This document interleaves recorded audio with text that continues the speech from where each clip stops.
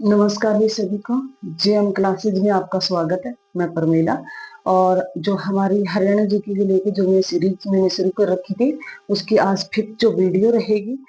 जो हम कल जो फोर्थ वीडियो में हमने पढ़ा जिलों का नामकरण व संस्थापक पढ़ा था, तो उसकी आज कंटिन्यू अगली क्लास रहेगी और हम अपनी क्लास शुरू करते हैं भी। और मेरे चैनल को ज्यादा से ज्यादा शेयर लाइक कमेंट जरूर करेंगे। तो हम क्लास शुरू करते हैं जय मां सरस्वती का नाम लेके। और हरियाणा जीके की हमारी आज 5वीं क्लास रहेगी, जिसमें हम पढ़ेंगे जिलों का नामकरण व संस्थापक पढ़ेंगे। कल मैं बता देती हूँ, कल हमने 6 जिलों का कर लिया था, जिसमें हमने सिरसा का किया, जो शाश्वत ऋषि के नाम पे पड़ा, सरस पेड़ों की अधिकता के कारण के नाम पर पड़ा। उसके बाद अगर हम बात करें फतेहाबाद की, तो फतेहाबाद फिरोज शाह तुगलक के पुत्र है, फतेह सिंह के नाम पर रखा गया। उसके बाद बात करें हम हिसार की, तो हिसार जो है वो फारसी भाषा का शब्द था। इसका जो मीनिंग था, वो अर्थ था, वो किला था। और हिसार को हिसार ए फिरोजा कहा जाता है। इसकी भी स्थापना किसने की थी? फिरोज शाह तुगलक ने की थी, 1754 में की, और फतेहाबाद की 1752 ईस्वी में की। ये भी ध्यान रखना। उसके बाद हमने पढ़ा भिवानी पढ़ा। भिवानी में हमने जो भिवानी की बात की, जो भानी देवी के नाम पर, जो नीम सिंह की पत्नी थी, और भवानी देवी के नाम पर उनका नाम रखा गया। बिहानी से अलग होकर जो दादरी है, चरखी दादरी अलग हुआ है। जो 22वें नंबर का जिला बना है हरियाणा का दादरी, जो हम जहाँ दादुर मेंढक की अधिकता के कारण उनका नाम है दादरी पड़ा भी। ये भी ध्यान रखना। उसके बाद झज्जर की जो सर है छज्जूराम जाट द्वारा की गई थी, तो ये ध्यान रखना। उसके बाद अगर हम जो आज करेंगे 7वां जो हमारा जिला रहेगा हरियाणा का, रोहतक में। रोहतक का नाम है तारावती रानी के पुत्र रोहतास के नाम पर रखा गया भी। जो रोहतक है, रोहतक का नाम किसके नाम पर रखा गया? ये तारावती रानी के पुत्र है, रोहतास के नाम पर रखा गया। एग्जाम में बहुत बार पूछा गया है भी रोहतक का नाम किन के नाम पर रखा गया? रोहतास के नाम। और संस्थापक पूछे तो संस्थापक भी कौन है? राजा रोहतास थे। ये भी ध्यान रखना है। और रोहतक की बात करें तो इसे जो राजनीति है उसकी राजधानी कहा जाता है, ये भी ध्यान रखना। और रोहतक में अगर पूछे भी महम की जो 24 चबूतरा है, वो कहाँ पड़ता है? वो रोहतक में पड़ता है। और बात करें भी गढ़ी सांपला, जिनका नाम बदलकर हाल ही में छोटू राम किया गया, छोटू राम नगर किया गया, तो ये भी ध्यान रखना। उसके बाद दूसरा जिला आता है हमारा 8वें नंबर का सोनीपत भी, जहां सोनीपत में सूरों की अधिकता के कारण सोनीपत और सोनप्रस्थ भी कहा जाता है। ये भी ध्यान रखना। सोनीपत का नाम पड़ा श्रवण कुमार के नाम पर रखा गया भी। जो श्रवण है कुमार के नाम पर सोनीपत नाम रखा गया। एग्जाम में बहुत बार पूछा गया है। और सोनीपत में क्या है? सूरों की अधिकता के कारण जाना जाता है। एग्जाम में जो क्वेश्चन आया था पीछे 2018 की भर्ती में, ग्रुप डी में आया था। सूरों की अधिकता सबसे ज्यादा कहाँ सुअर जो है वो कहाँ है? सोनीपत में है। और सोनीपत के जो गोहाना जिले की जो गोहाना, जो अब 23 नंबर का कहते हैं जिला बनने जा रहा है, तो वहां की जलेबियां बहुत फेमस है। उसके बाद अगर नेक्स्ट जो पढ़ेंगे पानीपत जिला जो है, पानीपत जिले को हम ऐतिहासिक लड़ाइयों के लिए जाना जाता है। पानीपत जिले का नाम पाणिनि नामक ऋषि के नाम पर पड़ा, ये भी ध्यान रखना। और इसके अगर कहें पणि नामक जो जनजाति के नाम पर इनका नाम रखा गया। और पानीपत की तो आपने 3 जो ऐतिहासिक लड़ाइयां जो हुई थी पहली, और जो पानीपत की पहली लड़ाई जो किन के बीच में हुई थी भी, बाबर और इब्राहिम है लोधी के बीच में हुई थी। और पानीपत की जो दूसरी लड़ाई की बात करते हैं तो वो किन के बीच में हुई थी? वो हेमू और अकबर के बीच में हुई। और पानीपत की तीसरी लड़ाई अगर बात करते हैं 1761 में, तो वो किन के बीच में हुई थी?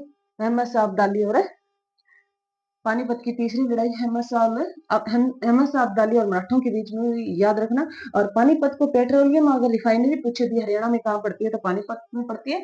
और एग्जाम में बहुत बार क्वेश्चन पूछा गया है पानीपत को किस नाम से जाना जाता है? बुनकरों का शहर। और पानीपत का नाम किन के नाम पर पड़ा? पाणिनि नामक ऋषि के नाम पर रखा गया, या पाणिनि नामक जनजाति के नाम पर इनका नाम पड़ा, ये भी ध्यान रखना। उसके बाद करनाल है। करनाल महाभारत के सूर्य पुत्र कर्ण के नाम पर रखा गया भी। और जो कुंती के पांडवों के जो भाई थे जो कर्ण के नाम पर रखा गया भी। अगर कर्ण का तालाब पूछ ले तो कहाँ पड़ता है भी? करनाल में पड़ता है। और इसके संस्थापक पूछे तो राजा कर्ण है भी।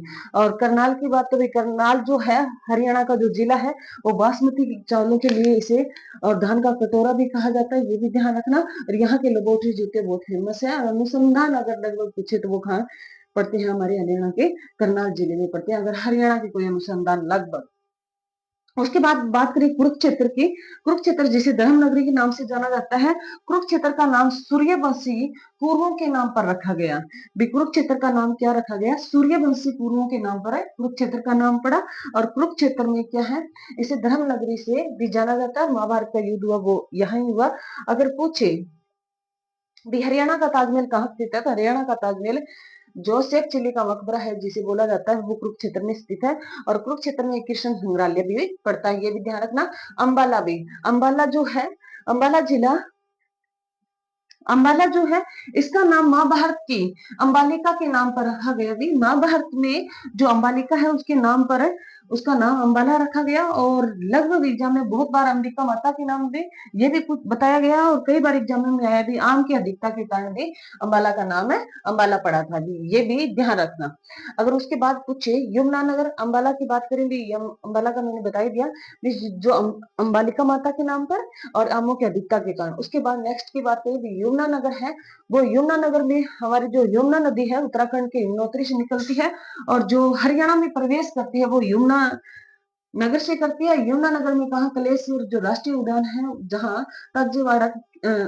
ताजेवाड़ा खेड़ा से जो प्रवेश करती है यमुना नगर में, यमुना नदी के नाम पर यमुना नगर रखा गया है, ये भी ध्यान रखना। और यमुना नदी है यहाँ जो हमारा राष्ट्रीय उद्यान है, कलेश्वर राष्ट्रीय उद्यान है, वो यमुना नगर में भी पड़ता है। और शुद्ध जो संगीत के साक्ष्य पहली बार दूसरी शताब्दी में खोजे गए थे वो स्थान कहाँ पड़ता है, यमुना नगर में पड़ता है। और यमुना नगर में सबसे ज्यादा जो बारिश अगर कहे भी हरियाणा का चेरापूंजी किसे बोला जाता है, तो यमुना नगर के छतरौली गांव को बोला जाता है, ये भी ध्यान रखना। उसके बाद हमारे 14वें नंबर का जो पंचकुला है, पंचकुला को हम 5 कूपों या 5 सिंचाई नहरों के नाम पर इसका नाम रखा गया है पंचकुला का।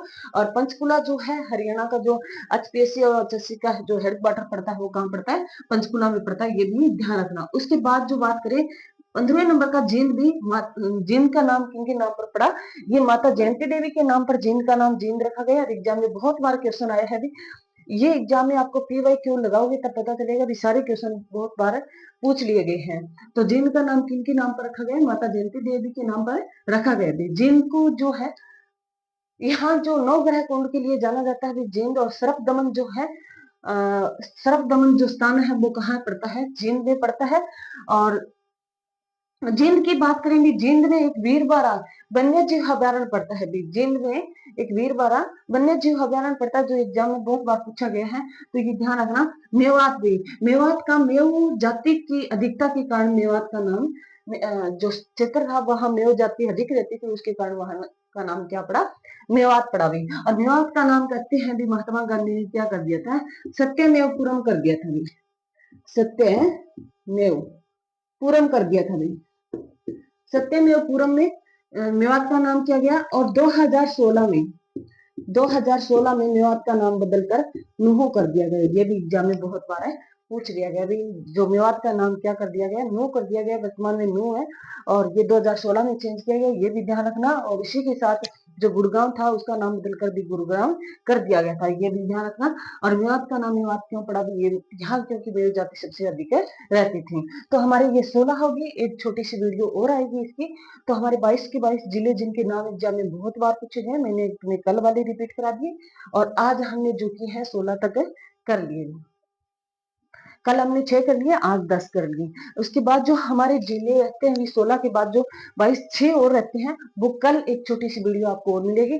और एग्जाम में ये नहीं है भी आप पी वाई क्यों लगाओगे तो आपको क्वेश्चन यहाँ से देखने को मिलेगा। और ये हमारी क्लास है, भी मेरा चैनल है जेएम क्लासेस, जो ज्यादा से ज्यादा शेयर करें, लाइक कमेंट जरूर करें। और थैंक यू भी, जय हिंद।